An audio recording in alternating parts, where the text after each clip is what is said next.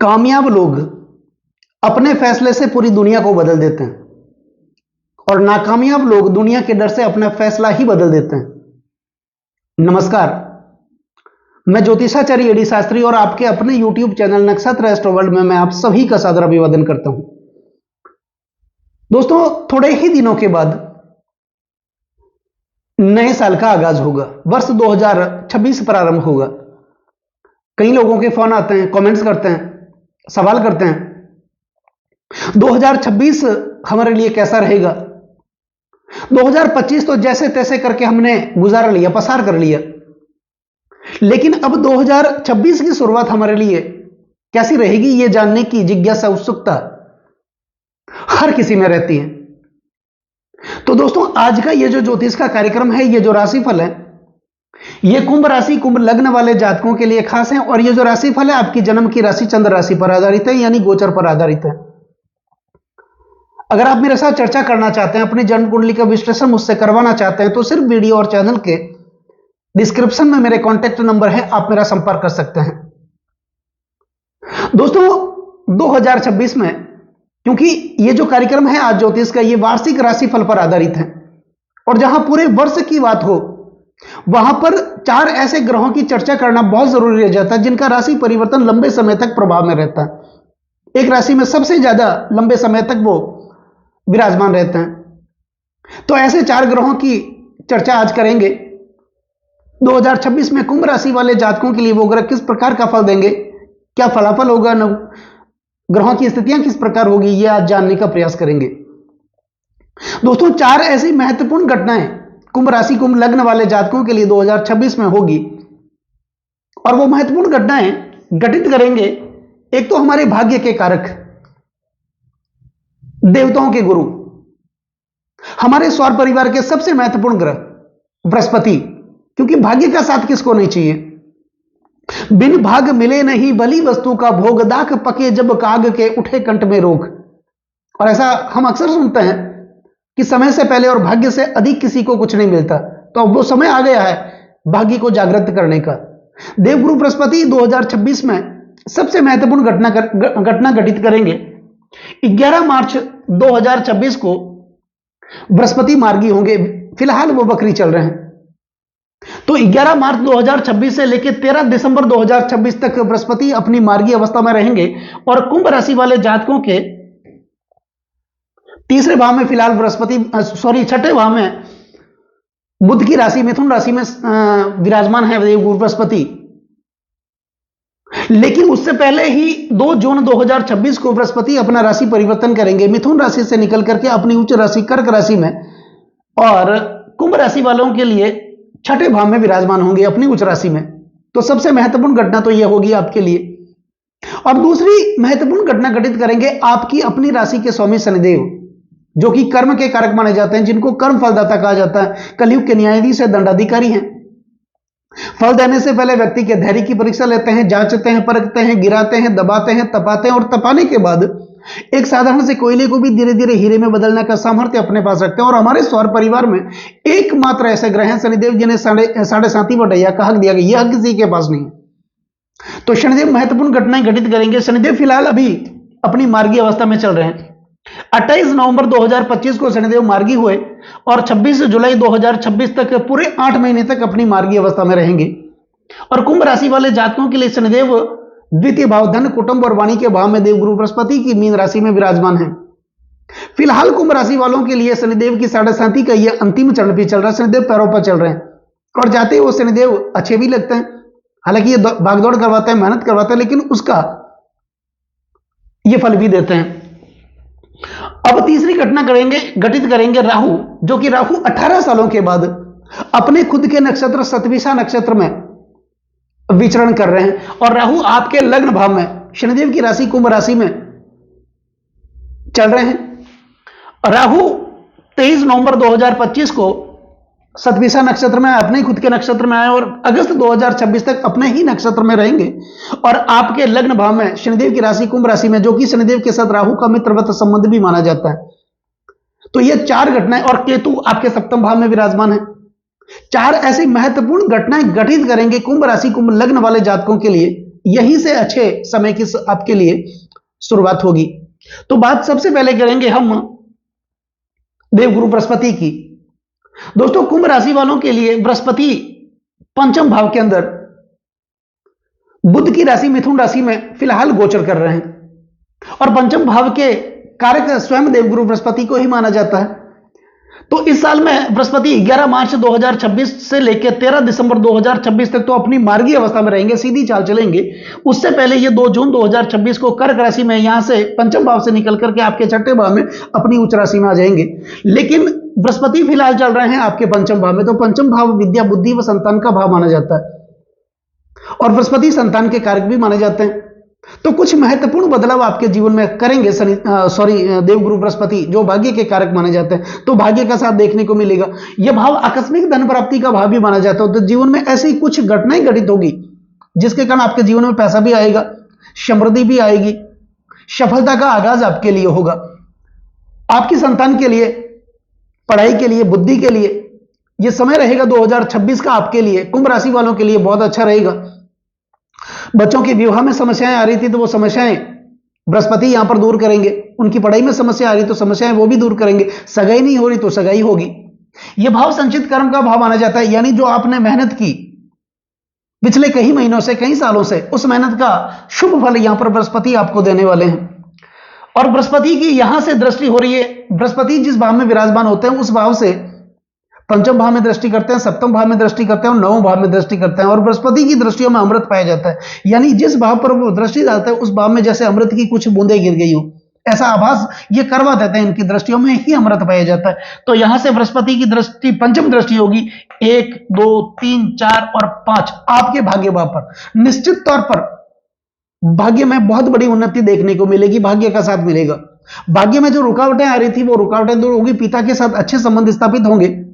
आपके अंदर धार्मिकता बढ़ेगी, धर्म के प्रति आपकी आस्था जागृत होगी और जहां भी धार्मिक कार्य होंगे, मांगलिक कार्य होंगे, वहां पर बढ़ चढ़ करके आप हिस्सा लेंगे, जिसके कारण आपके जीवन में मान सम्मान, पद प्रतिष्ठा की प्राप्ति होगी। अगर आप नौकरी कर रहे हैं तो पदोन्नति भी होगी, प्रमोशन भी आपको देखने को मिलेगा।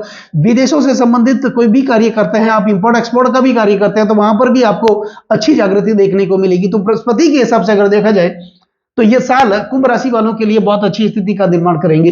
अब 2 जून को बृहस्पति जैसे ही आपके छठे भाव में आ जाएंगे अपनी उच्च राशि में, कहा जाता है कि छठा भाव जिन्हें हम त्रिक भाव कहते हैं, वहां पर कोई भी ग्रह अच्छा फल नहीं देते हैं, लेकिन बृहस्पति यहां पर कारको भावनाशाय का सिद्धांत लागू करते हैं।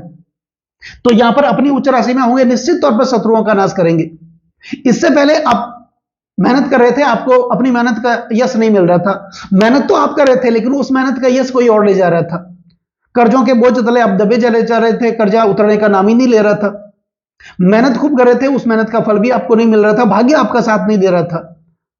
मेहनत कर रहे थे, अब ऐसी मेहनत भी क्या जिसमें भाग्य का साथ ना हो, कर्म ही करते रहेंगे और फल ही नहीं मिलेगा, तो उस कर्म का मतलब ही क्या। लेकिन बृहस्पति जैसे ही फिलहाल मार्गी अवस्था में, और जैसे ही आपके छठे भाव में 11 मार्च को वो मार्गी होंगे और जैसे ही आपके छठे भाव में आ जाएंगे अपनी उच्च राशि में, तो रोग, ऋण व शत्रुओं से आपको मुक्त करेंगे।